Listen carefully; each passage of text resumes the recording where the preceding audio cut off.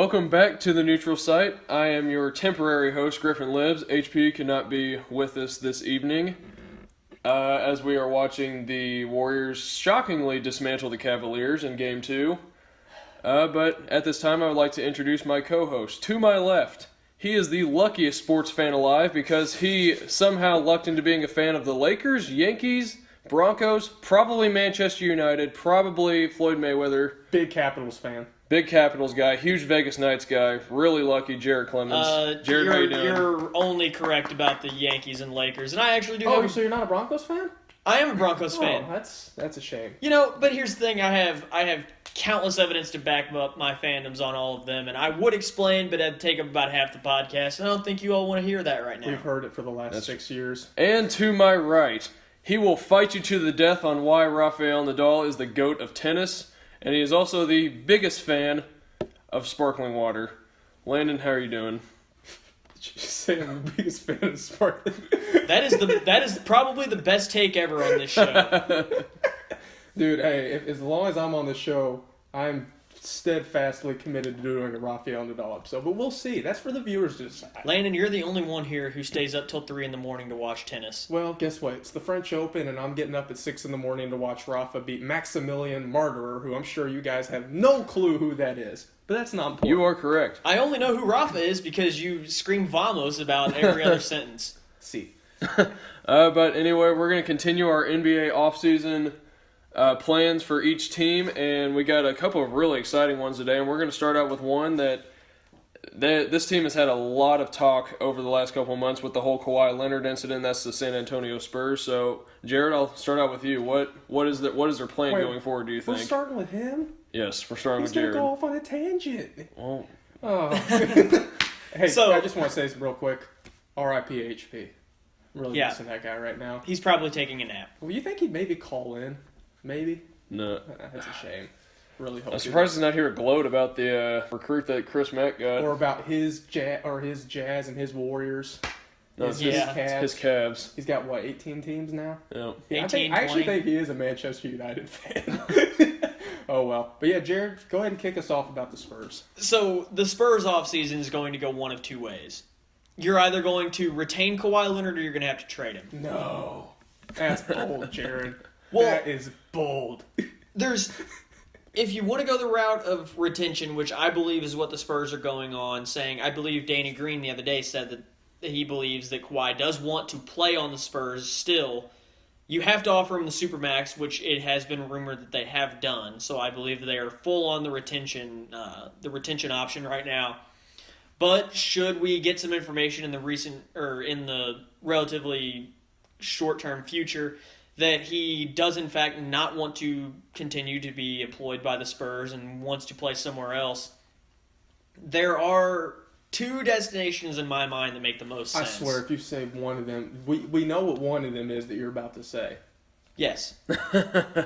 Go ahead and say it, because I'm not waiting another 30 seconds to hear it. One of them is the Lakers. Gosh dang it. Come on. No, one of them's the Lakers and the other one is the 76ers. What? You think he'd go Philly? He's a West Coast dude. He's not going to go to Philly. One of them's the Lakers and the other one's the 76ers. If you said the Lakers and the Clippers, I would have been cool with that because he's been rumored to maybe go. Well, I don't think Kawhi wants to play. I don't think Kawhi wants to be out of playoff contention. And I know that sounds weird with the Lakers, but you have to understand something with the Lakers. What they're going to offer, I believe what they'd offer the Spurs in a trade would be Brandon Ingram, possibly Kyle Kuzma, but that he may be untouchable for the Lakers at the moment. For Kawhi Leonard? You gotta ask yourself depends. For arguably the third best basketball player in the world now. It depends on what Magic Johnson and Rob Pelinka want to do. If they're completely just bent on contending next year, then maybe those two guys, especially Kyle Kuzma, are out of the picture. If not, here's the thing: you gotta ask yourself this question, and this is a very controversial one. And folks, we have a table in front of us right here. I think Griffin might lean out and try to attack me if I say this, but I'm going to say it anyway. Is it really worth it mortgaging your future guys like Ingram, who does have scoring potential, and Kuzma, who's proven he can be an all-around player, for a guy that may not ever be 100% ever again, and he can be a head case at times? Is it entirely worth it? I think no. I'm with you, Griff. Kawhi Leonard is arguably the third best player in the NBA when he's healthy. But I think that's an honest question you have to ask yourself if you are the Lakers, because obviously when you go to San Antonio, that's one of the more friendly GM or friendly front offices, and you're getting arguments with them. So I think that there's a little character question there. But for me, I think some of the big questions are they're obviously fixing that. They're going to need to get. I think they need this. This is the year they're going to move guys like Patty Mills and Danny Green. They have a player option for Danny Green, $10 million. I don't think he's worth the money. So see if you can trade him. And personally, I really, really think there's two places they need. They need front court depth. They could maybe go for a guy that isn't too much, but still has scoring potential to offset the load on Gasol and Aldridge, like Greg Monroe, who obviously is out of his prime, but he can still score. And personally, I would really like to see them draft Gary Trent Jr. at 18. I really, really like that. He compensates. Hey, whoa. First things first. No, don't. Landon said something nice about a Duke player. Let's just take that in for a second. I want to say something too about Landon saying Greg Monroe's out of his prime. I don't agree with that at all. What? Greg Monroe is only 28, 29 years old. Yeah, he had a short prime. No. The NBA changed around Greg Monroe. I mean, if you look at what he did with the Pistons whenever he was allowed to post up every possession and spend all of his time in the paint and not have to guard guys on the perimeter, he was an easy 15, 20 points a game kind of guy who'd get you 10 rebounds. He and Andre Drummond provided a great front court for that Detroit Pistons team. But when the NBA changed, especially when they hired Van Gundy, when they wanted to go 4 out, he no longer fit what they wanted to do, and he no longer fits what the modern NBA does. Okay. Back to players that are actually on the Spurs. Right. We got too hypothetical. We went into our own fantasies that we made. Right. But the Spurs really are not that old. They're not as old as people think. They're young. I mean, obviously Gasol, Aldridge, Manu, Parker are the names that come to mind. They're all over the hill, except maybe not LaMarcus Aldridge. He had a fantastic season. Yeah. But the Spurs really are a healthy Kawhi away from back contending again. That was the difference this year. Completely agree. I actually don't agree with that. Really? I don't. Just because I think they're a Kawhi, and they're a couple pieces away because you have young guys like Laverne, Kyle Anderson, Derek White, Bertans, DeJounte Murray was great. I think personally, they're the third or fourth best team for me. Obviously, I'm going to take the Rockets and Warriors even when Kawhi comes back. But for me, it has nothing to do with coaching. Popovich is arguably the greatest coach of all. Outside of Red Auerbach and Phil Jackson, you could say he's arguably. That's an argument for another day. Yeah, but he's one of the greatest coaches of all time. I don't think it's a coaching issue. I think there's a lot of inconsistent play at the shooting, or not just at shooting guard, but the guard position. Tony Parker's not getting any younger, and really, Danny Green has some off nights. Guys like Derek White are good, but they're not all-around players. So really, I think it's a right. I think that's where a healthy Kawhi comes in. He softens the blow. Right. A healthy Kawhi completely changes the dynamic of this team. The thing about the Spurs, though, I think their offseason is not that complicated. Really, I think it's just do whatever you can to make Kawhi happy because he's a guy that you can ride to a championship. Here's the big issue: no cap room. They're in the negatives. So. Practically, yeah, they should go for some pieces, but what are they going to do? Who are they going to shell out? Are they going to sign Tony Parker? Re-sign Tony Parker? Well, see, Tony Parker right now, they're in the negative right now because Tony Parker made $16 million this year. He's obviously going to take they have his bird rights. They're going to take he's going to take a much smaller paycheck this offseason. So, I don't know. Wow, Ziz just scored. Good for him. Good for you. Yeah, folks, we're watching the Warriors game. All we're trying to do is, it's supposed to be a game. It's an execution. In quotation marks. Yeah. I want to go back to what I was talking about earlier, though, with the 76ers possibly getting Kawhi. I think that's the move. If I was going to trade for Kawhi Leonard and I'm an NBA front office exec, I want to be the 76ers in that position because I know I can go out and get Kawhi. Yeah, I know I can go out and get Kawhi. Because the Sixers have an abundance of young talent.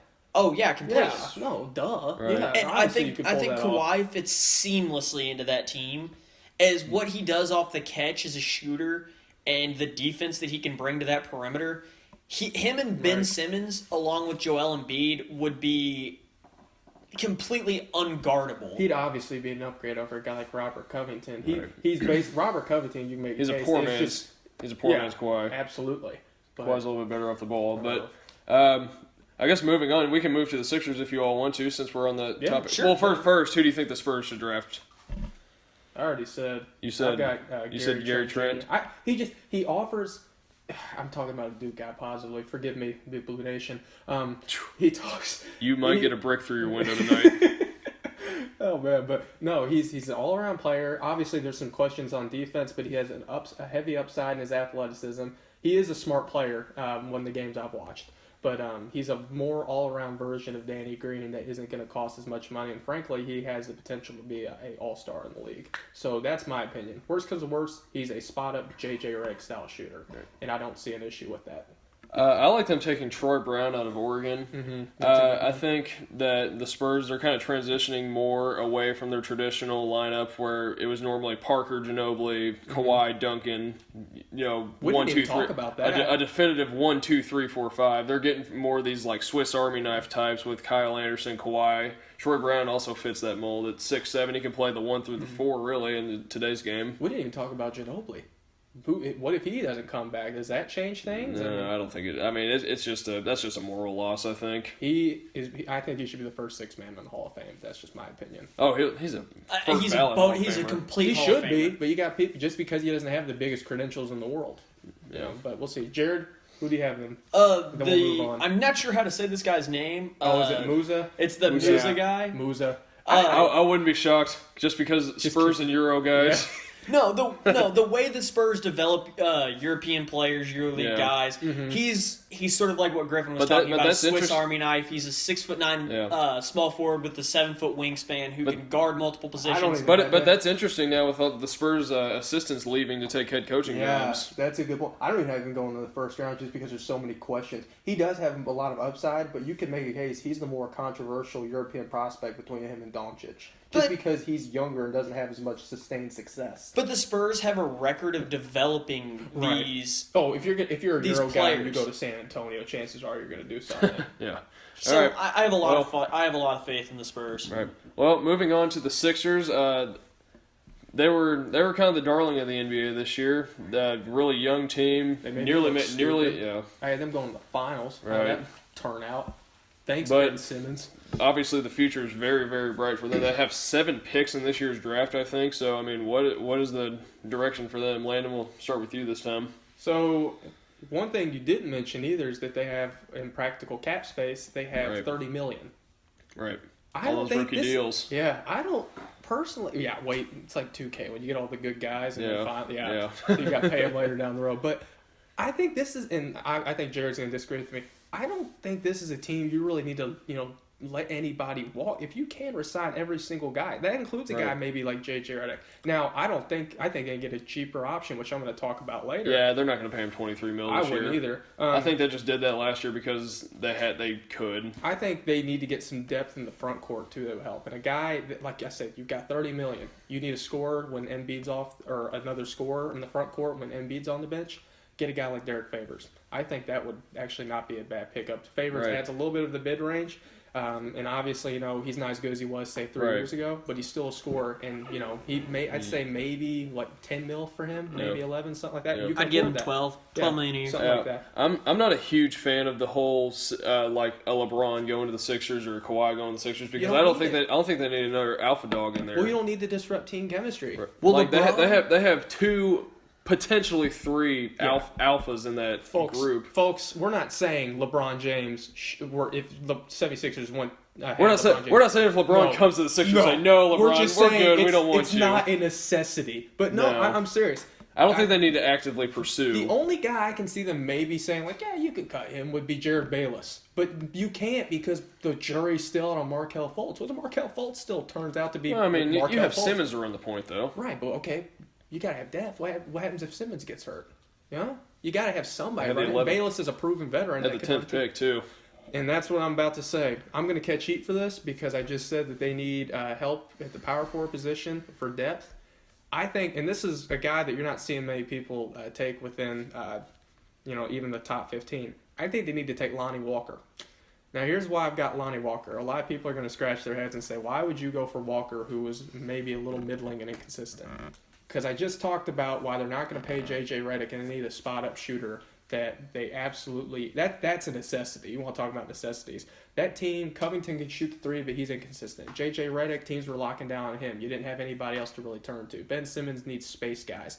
You got to have somebody that can take the heat off of some of these guys in the offense and improve shooting. That's what actually killed them against the Celtics. They got so inconsistent. I think you bring in a guy like Lonnie Walker who has more upside than Gary Trent, due to his athleticism and I think he's got good defense potential. Mm-hmm. Bring in Lonnie Walker. I think he'd be a great guy, and he's not going to command the spotlight either. Right. So. I actually agree. I have them taking Lonnie Walker as well. Wow. Pretty much, and it kind of depends on Fultz. Fultz is obviously he's still a question mark. After that, I mean, their guards really. I mean, they really lack perimeter shooting out of their perimeter players. Oddly enough, two of their best shooters are Sarge and Embiid. Mm-hmm.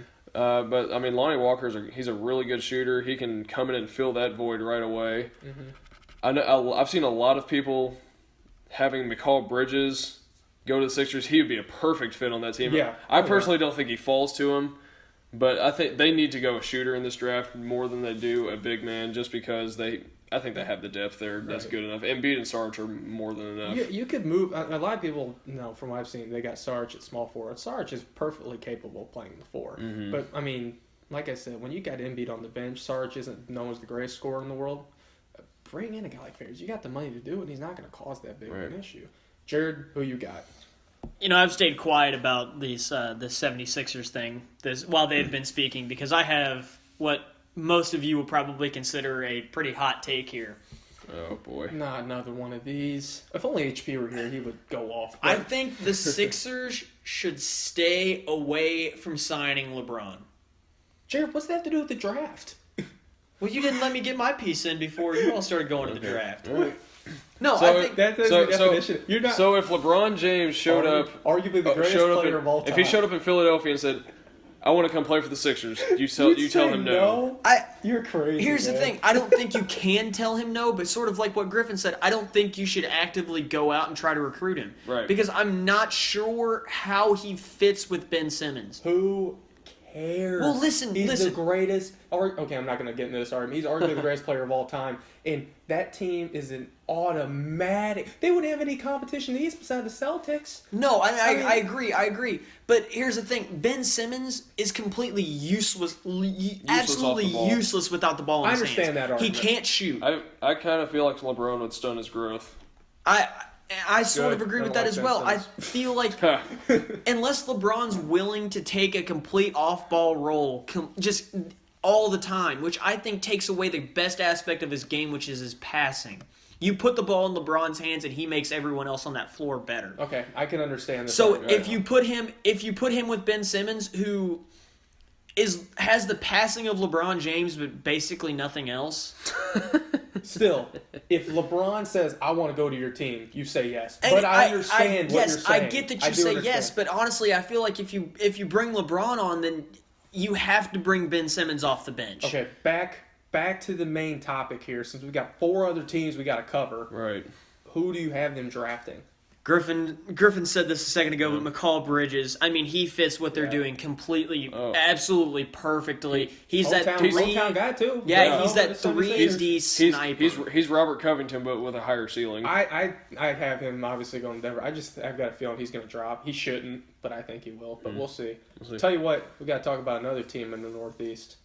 Let's talk about the Celtics. Oh, HP, you're not here to talk about Scary Terry. I'm sorry, buddy. Oh, man. See, the Celtics, that's another one. Jared, I know we said we were going to talk about this. We'll get to that in a bit. They got to decide between Smart and Rozier. I think you let Smart walk. You can draft, and here's why.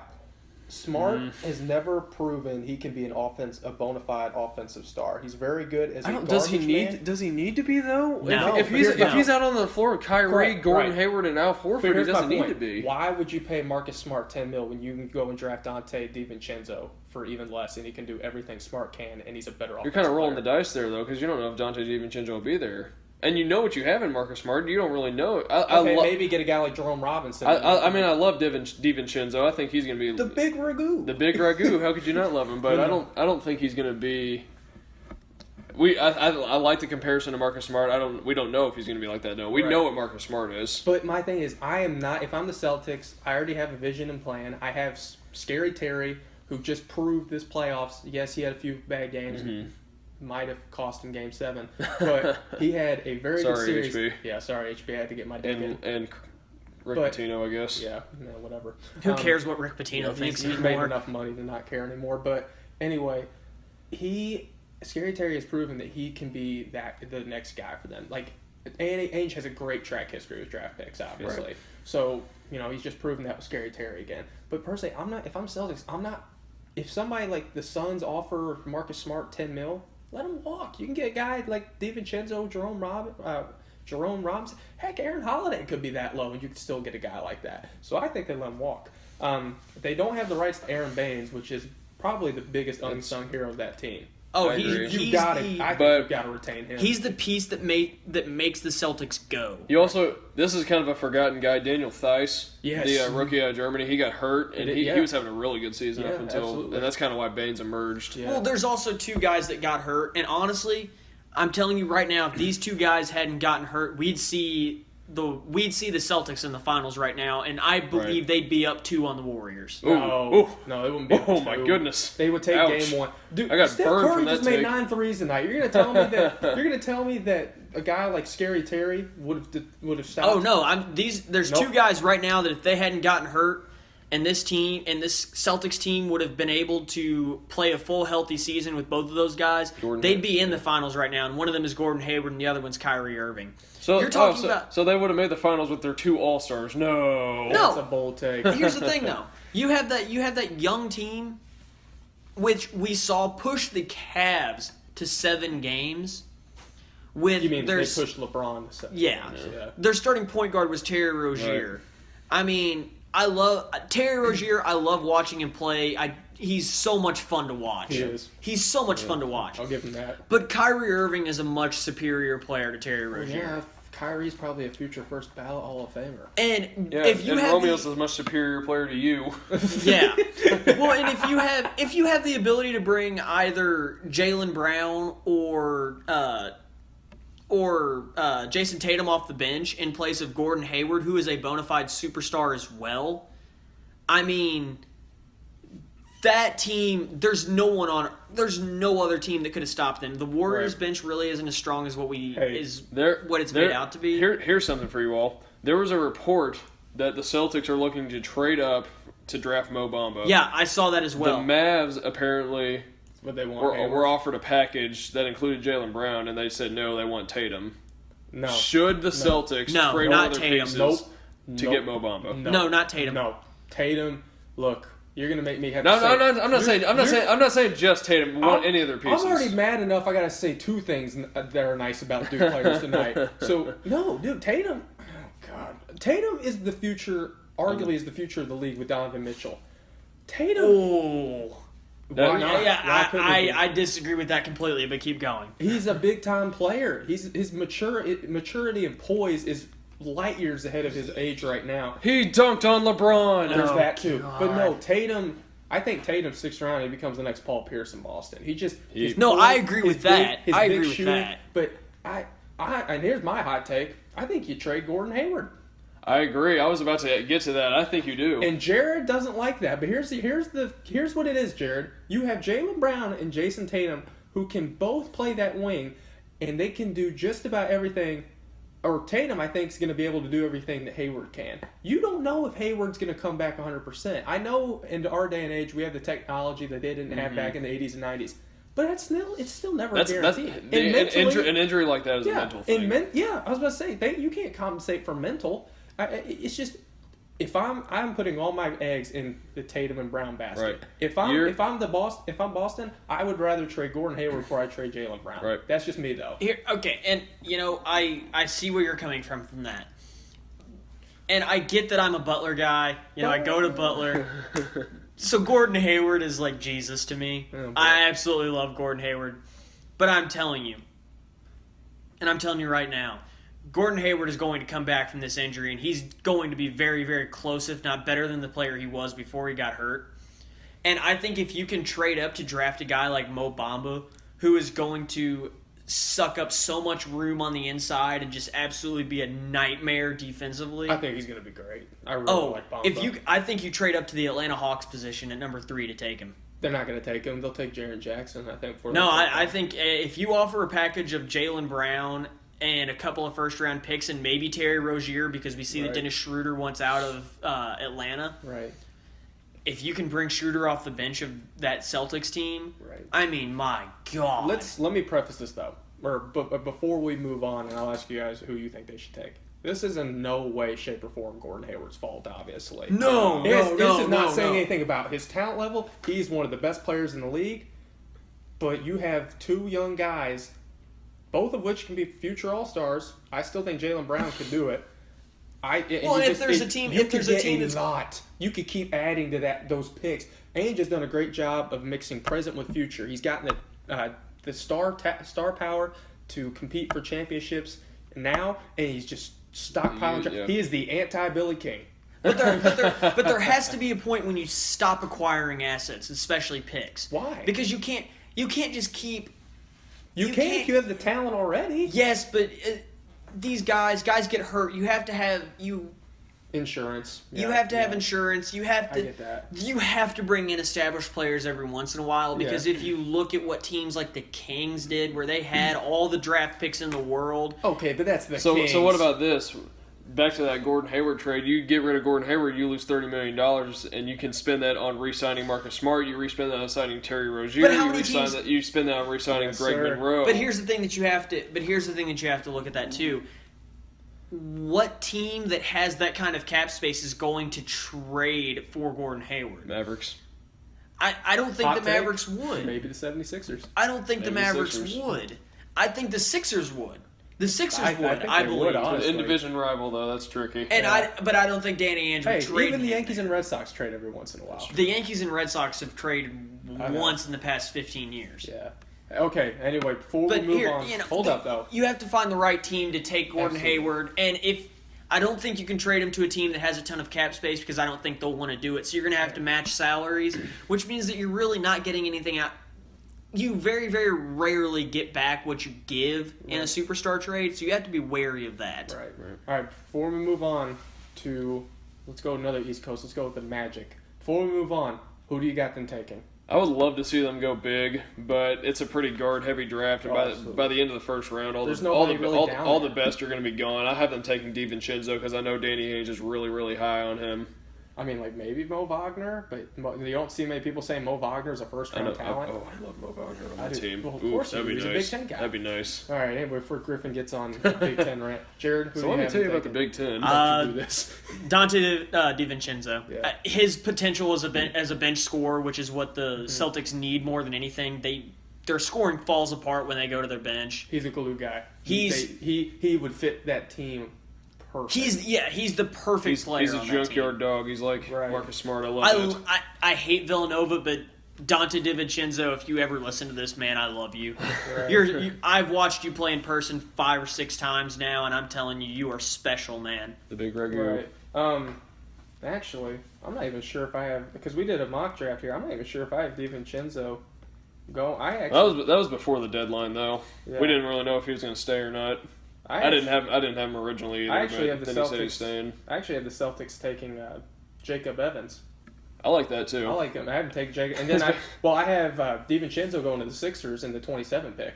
Okay, that one makes sense. That one also makes sense. Yeah, but no, dude, Jacob Evans would be perfect. Jacob Evans would be perfect. He's a very Marcus Morris type of player. Yeah, absolutely. But he could come in with that hard nosed mentality and play for the Marcus. Mick Cronin. Shout out Mick Cronin, I guess. You bald top.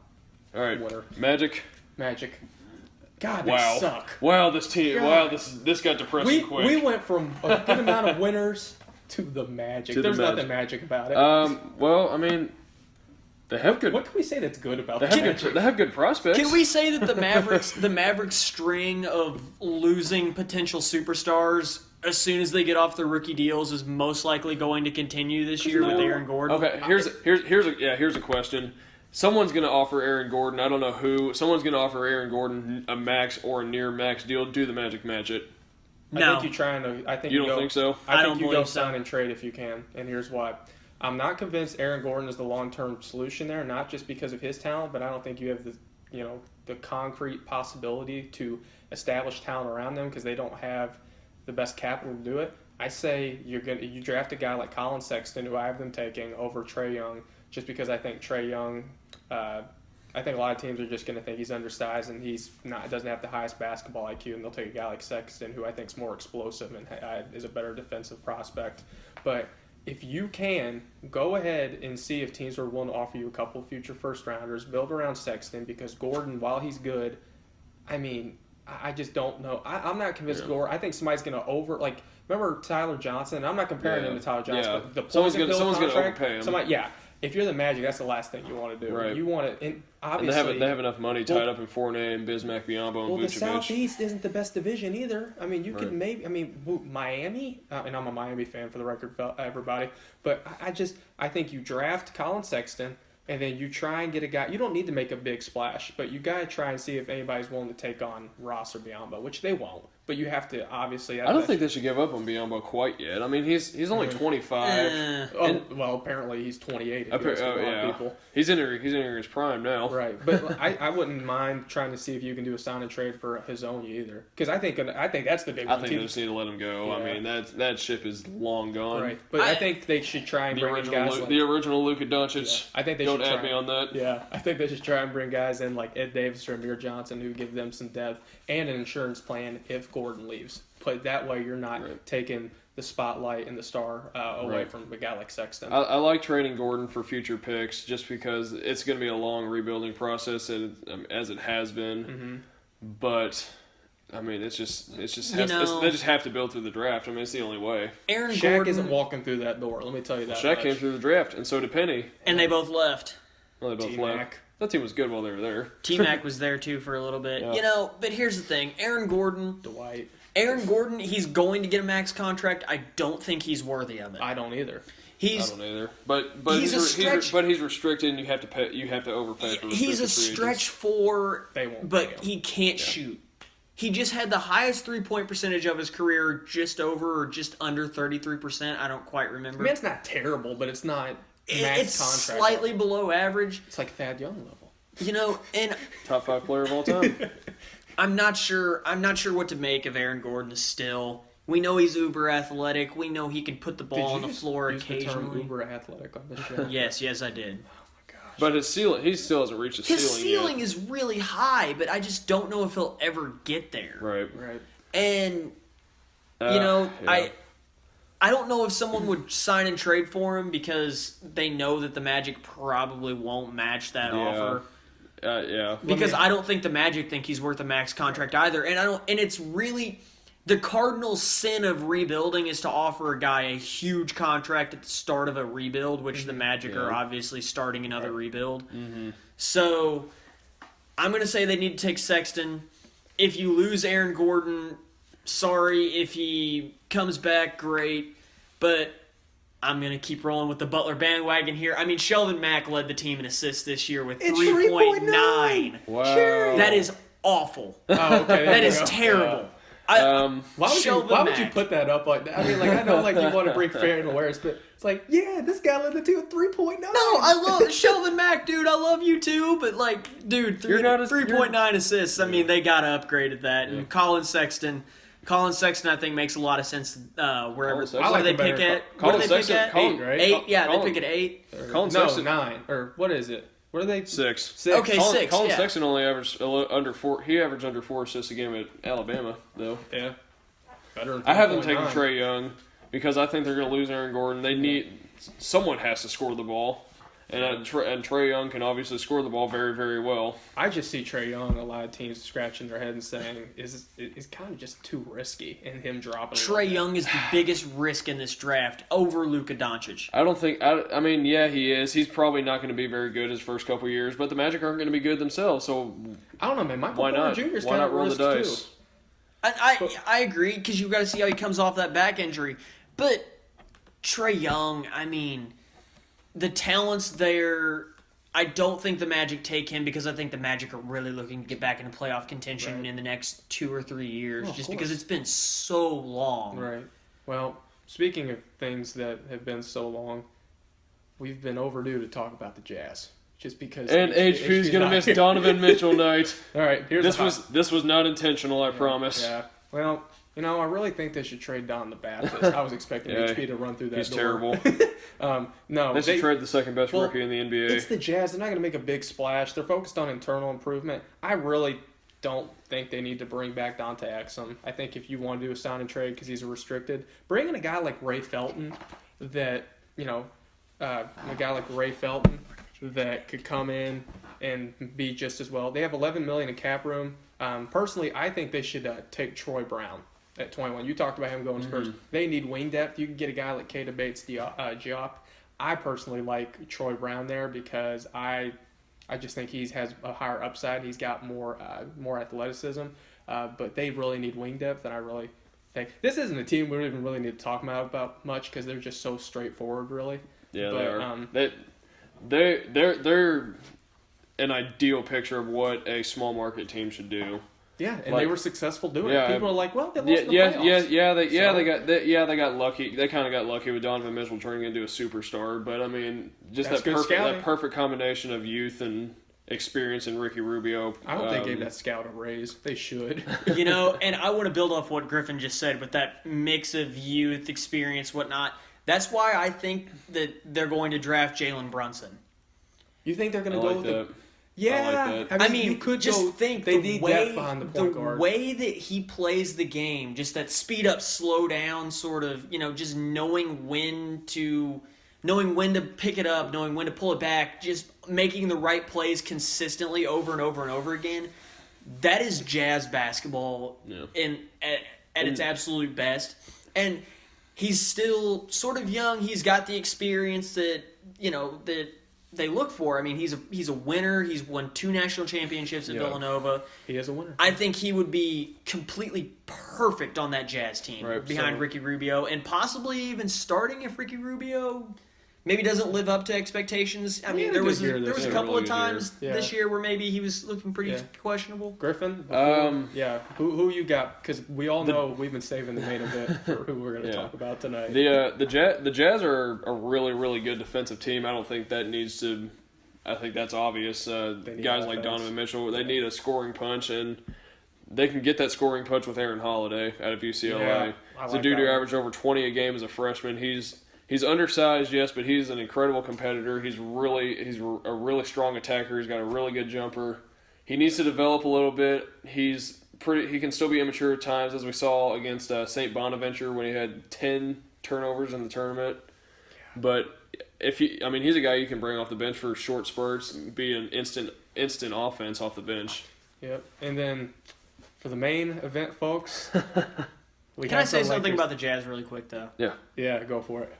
Just don't make it a giant rant. I just, I don't. They have some scorers on the bench that they just don't really play, but you need Alec Burks. I have no idea why they don't play him. Jared's strange love affair with Alec Burks continues. No, Alec Burks. I think he's a good bench scorer. I don't know why they don't play him. But number one priority this offseason, retain Derek Favors. You have to keep Derek Favors. He had a pretty breakout year. Right. His superstar potential is gone at this point. He's never going to be an insanely great player, but he can guard realistically 3 positions, and he makes enough mid-range jumpers to be okay. Right. He's a great scorer in the low post. Right. You have to keep him. He is completely integral to your success. Well, hey, speaking of teams that are okay, let's talk about the Lakers. I just want to get a rise out of the chair. Okay, look. They can go a lot of different ways this offseason. I think the big thing right now is Jared will ask the Lakers quote unquote expert here. What do they do with Julius Randle?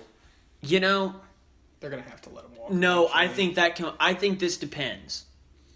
Because I'm willing to stake it right now that Paul George will be a Laker by the end of this offseason. I actually agree. I don't think there's no doubt in my mind he's coming to the Lakers now, especially with the way the Thunder played in the playoffs. I do not think he likes playing along Russell Westbrook. I think he's going to the Lakers. Now, what I think determines Julius Randle's future is if the Spurs are willing to trade Kawhi Leonard or if LeBron says he would go to the Lakers. Now, I do not believe LeBron will seriously consider going to the Lakers. He's not going to L.A. We're not doing this again. Well, no, unless something happens. I don't know what, unless something major happens. Because LeBron is not going to the Lakers unless another superstar comes with him. And I think that he already knows Paul George is going there, and he has had some interest in playing with Paul George in the past, especially, in Cleveland. So he could possibly go to the Lakers. I'd give it realistically about a 10% chance of happening. Right. So I don't think he stays in Cleveland at all. Can we get off the LeBron LA train? I'm about to throw you through the window. Come on. But if Kawhi Leonard is traded to LA, no way you bring back Julius Randle. Julius Randle is not coming back because they're going to be pursuing some max level contracts. I think guys like Paul George and DeMarcus Cousins. I think that's where I was going to go next. I think DeMarcus Cousins. I think it's a good idea, for the Lakers to try and get DeMarcus Cousins, and I also think that it benefits Boogie mutually. So in that scenario, I don't think you bring back Julius Randle as much as that pains me. But if you just get Paul George, you bring Julius Randle back, and I think that Lakers team's good enough to make the playoffs. Oh, Griffin, boy. you haven't mentioned Thomas Bryant yet. Boogie to the Lakers. That poor man's never going to make the playoffs, is he? The Lakers honestly have a good bit of potential. Right, but it's not going to be. Well, Josh Hart had a very underrated rookie season. Josh Hart showed he can be the starting shooting guard of that Lakers team. Lonzo, who got a lot of hate, I think Lonzo's going to be an above-average point guard. I was hoping we weren't going to get on the Lonzo but Kyle Kuzma. Kuzma is the biggest. Kuzma's the biggest reason you can let Julius Randle walk. Right. Because Kuzma has legitimate superstar potential in this league as a scorer. Right. Griffin, go ahead and refute everything Jared said. No, I'm not going to do that. But about Julius Randle, I kind of feel like they almost need to bring him back. I think they're going to. Just because... And I'm a UK guy. I don't think they need to. I think they need to because they're going to lose Brook Lopez. I don't think they're going to want to pay him. He's on the wrong side of 30. No, they don't want Brook Lopez anymore. They want to move on from Brook Lopez unless they don't get Paul George, LeBron, Kawhi. Mm-hmm. But that's absolute worst case scenario. You lose Brook Lopez. You obviously let Channing Frye walk. Yeah, Channing Frye's gone. He's the future. That leaves your front court players as Brandon Ingram, I guess, if you want to count him as a stretch four sometimes. Occasionally for stretches. Ivica Zubac and Thomas Bryant. Those are your three front court players. Thomas Bryant actually did show a lot of potential for the South Bay Lakers this year. No, he was good. No, he played very well. I believe he might have made the G League All-Star team. He did. He was G League for all first team G League. Yeah, no, he's a rookie. Yeah, and G League Rookie of the Year. Yeah, no, he's got a lot of potential, honestly. Shout out Tom Cruise. And yeah, I know I'm an IU guy too, but I really, really like Thomas Bryant. But I mean, you can't build a team around him. Right. No, he'd be a bench guy. He'd be the fourth or fifth option on that team. Other than Paul George, I don't really see a superstar going to the Lakers because really, what's the appeal? Because a super like Boogie, LeBron, someone like that, they want to win now. I don't think the Lakers can win now. We'll see. They can win. They can make the playoffs as a 6 seed, 5 seed at the best. They're not going to compete. I think New Orleans though, it wouldn't be really any different except he'd probably command more money. I think if Boogie and Paul George were to go to the Lakers, they would top out is possibly a 3. Possibly the 3 seed. There's no way it would depend. That depends completely on the Kawhi Leonard situation. If Kawhi Leonard leaves the Spurs and goes to the Eastern Conference, I could see them being a 3 seed. Realistically, I think they'd fall somewhere in the 4 or 5 area. But I think they need to bring Randle back. Yeah. I agree. Well, I want them to bring Randle back. I love Julius Randle. Before we move on to our next segment, who do you guys think they should draft? I think Mitchell Robinson. Apparently, they did promise Mitchell Robinson. I like that. They need front court depth. Mitchell Robinson's a bit of a project, but I mean, the potential's there. I don't know if he's a project. We just didn't really see just what he. Case, apparently. I don't know. We didn't really see. Would you want to go play at Western? I mean, hey, Rick Stansbury's the best recruiter in Kentucky That's for true. HP. Amen. No, Mitchell Robinson brings to that. The Lakers are always good when they have that big sort of physical presence inside, and I think Mitchell Robinson brings that. I mean, if you look when they had Bynum and Shaq, that's what they look for in a center. Right. So if they can get Mitchell Robinson to be that kind of player, I think it's the biggest step towards the Lakers becoming contenders again. Well, we're going to take a little bit of a break here. When we come back, on the heels of yet another Warriors beatdown of the Cavs, we're going to talk about Warriors-Cavs Part 4 and if this ongoing rivalry is good for basketball or not. So stick around.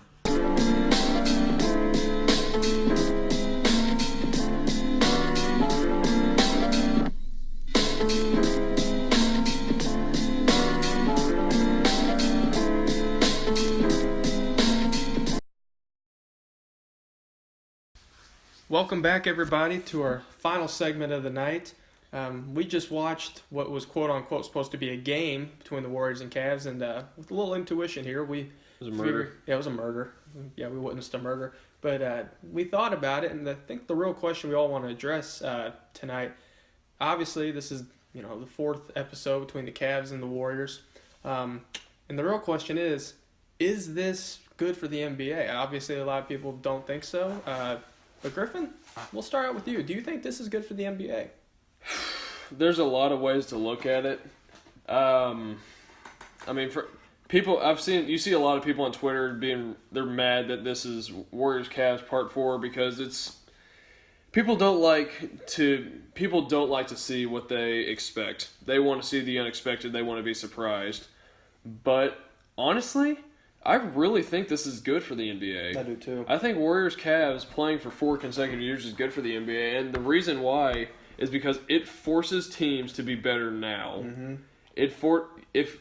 If we don't get the Warriors, that means we don't see the Rockets get Chris Paul. We don't see Paul George and Melo go team up with Russ. Mm-hmm. We don't see Jimmy Butler go to Minnesota. We don't see these teams, and even though those teams didn't pan out and beat the Warriors or I guess Boston. It brings more interest to watch super teams. It does. It create that buzz that was created around the league with those super teams. Just I didn't even think about that. Was much better. I think it was much better for business. And also, you have these teams that are trading away their superstars for picks in the future. So you have the teams of tomorrow coming up, such as the Celtics, the Bulls the come to 76ers, mind. Yeah, the Sixers, the Lakers. Right. Maybe the Lakers. The thing that bothers me is everyone's pointing out like the fans don't enjoy it. Well, if anybody did their homework, they'd realize that the last 3 matchups have brought in some of the highest average ratings since 2004. Right, people are still going to watch. No matter how much they complain on Twitter, people are still going to watch. There's no narrative superior, in my opinion, to the 2 most controversial teams in the league. I don't care what your opinion is about LeBron. You either love him or you hate him. He's arguably this generation's MJ. Jared, please don't get started about Kobe Bryant. I'm not. But everybody likes to watch the bad guy. And in this case, the bad guy is no longer the Miami Heat. It's the Golden State Warriors just because they were winning so much. People are going to tune in and watch. From a ratings issue, this is the best matchup you could possibly have. Also, though, and I'm going to use a boxing analogy. This is why I wish HP was here. But my big thing is it's like if anybody here, I know you guys don't watch boxing that much, but I'm a big boxing guy. If somebody walked up to me and said, if Manny Pacquiao and Juan Manuel Marquez fought for the 5th time, do you think this would be good for the sport? I would say in a heartbeat, absolutely. Right. If any of you guys are familiar with it, they've had 4 fights. Pacquiao has won 2 of them. There was a draw, and Marquez has arguably the most memorable knockout in the last 10 years. He almost murdered Pacquiao. But it's for me, it's like by the stats, it's one-sided because you could argue that Pacquiao should have won the first fight, but it's one-sided, but it adds so much history and fire, and despite that probable outcome, it adds such another notable chapter in the history of the sport that people are going to watch for sheer entertainment alone. And they haven't seen a rivalry like that. So that's my thing. It adds another chapter. Right. It's kind of it reminds me, not to that extent, but Celtics Lakers back in the old days. And people could say it's a changing of the guard too. I mean, obviously, I'm not saying LeBron's getting any worse. But this has more to do with the dynamic of the NBA. We've seen athleticism in the 90s and early 2000s dominate the league, and now you're moving to more spacing and three-point shooting. Right. So I think it's kind of a battle of eras. I'm going to get to that later, but first I want to get Jordan's opinion on this. I agree that it's good for the league. I think that having this rivalry is much as it can be called a rivalry in today's buddy-buddy NBA where everybody's friends with each other. They all work out in the offseason. I mean, so as much of a rivalry as it can be, I do think this is the last year you're going to see the Cavs and the Warriors in the finals against each other. Because it probably should have happened this year, honestly. Yeah, I agree. So I think LeBron's leaving after this year, especially after Game 1 where he dropped 51 and JR makes the most boneheaded basketball play I've ever seen. George Hill should have made the free throw. I agree, George Hill should have made the free throw, but you have to always know that unsung anti-hero George Hill. Yeah. And after they lost again tonight, I mean, this Cavs team stands no chance against the Warriors. The one thing, too, that I think nobody talks about, and I don't know if I'm far-fetching here, everyone wants to talk about it's the league's now homogenous or this rivalry is completely killing sport. These are the same people that were glowing about how the Boston Celtics and Lakers in the 80s brought back the NBA. Yeah. Now, I'm not saying the NBA is dead, but am I the only one think that's a little hypocritical? I mean, I understand the league was dying, but to point out that a rivalry that in which other teams are dominating other teams in the conference and they're meeting up like Golden State and Cleveland are now, which they used to be like teams like Boston and LA, to say that that's terrible. It's kind of the same dynamic, honestly, right. But people are going to tune in for that storyline. Hometown hero LeBron, the protagonist, trying to win another championship for City, and then you have Golden State, the defender of the title. Right. They bring in. Well, I think people are most upset about it this year. People weren't this upset last year or the year before. They're most upset about this year because everyone knows what's going to happen. Well, everyone knows the Warriors are going to win in 4, maybe 5 if they have an off shooting night. Right. Here's the thing. Yeah. The first, I'm with Griffin sort of on this. Where last year that Cavs team was a juggernaut heading into the finals, and they got smacked. No, they were not a juggernaut. They went undefeated in the playoffs. Yeah, but they were terrible defensively for most of the year, and then they just happened to in the playoffs sort of flip the proverbial switch.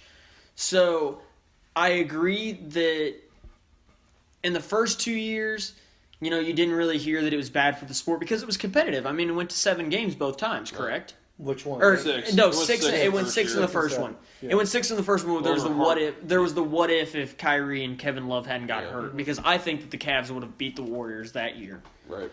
So when you have and then year 2 when LeBron leads them back against 3-1, and then they go out and sign Kevin Durant, and then they make the finals that year and play the Cavs again, sort of part 3 of the rivalry. I believe that's when it started to sort of get into the minds and whatnot of these analysts and reporters that maybe this is bad for the league, because last year and this year we all know what's going to happen. This Cavs team stands no chance against the Warriors.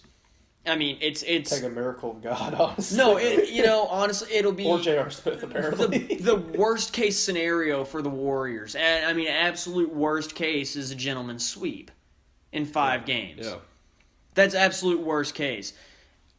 I don't even think it's going to come to that. I mean, LeBron dropped 51. And they lost. And they lost. They lost by 10. That's the first time that's ever happened in the finals history. That just first of all, it shows you how great LeBron is, that he can take a team this undermanned to the finals that should have lost to the Pacers.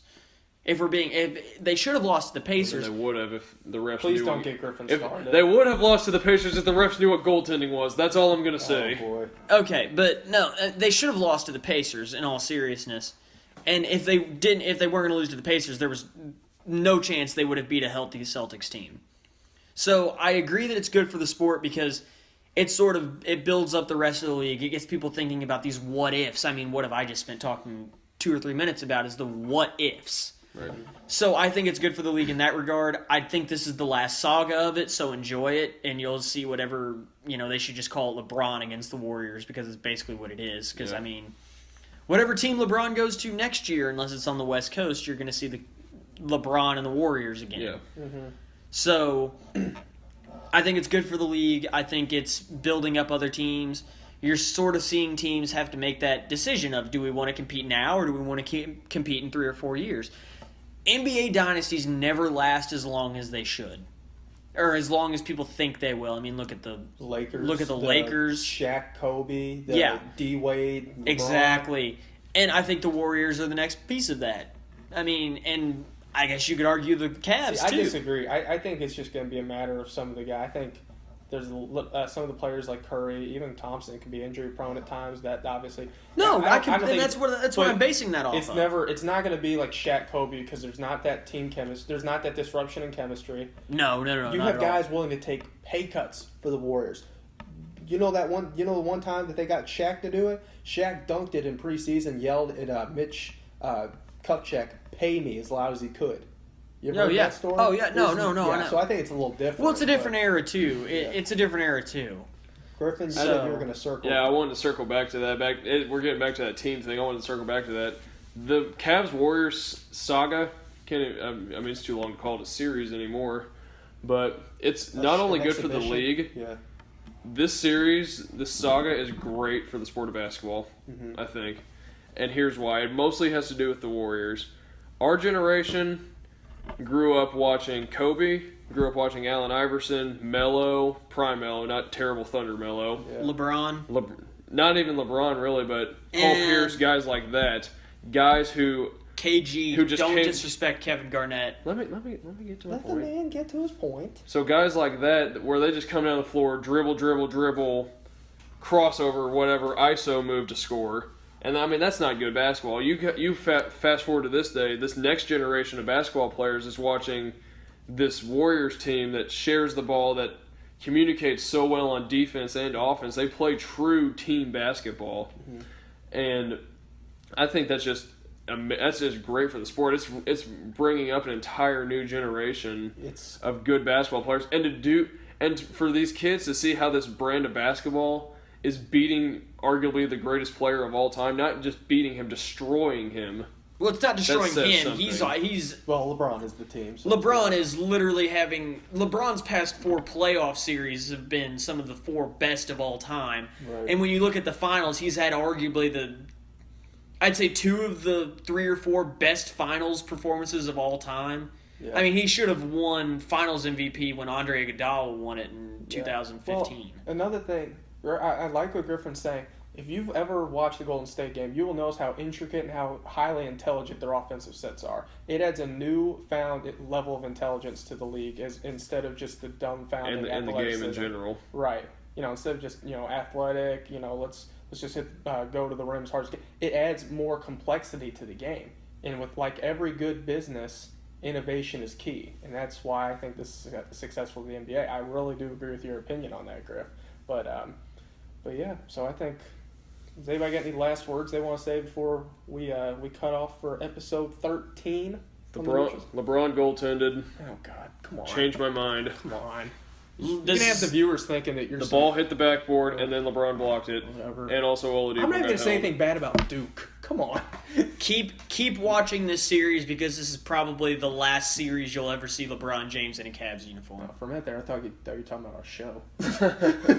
Are we cutting off early? All right. Well, thanks for watching. As always, be sure to like, share, and subscribe. Also follow our Twitter page at Neutral Site Show.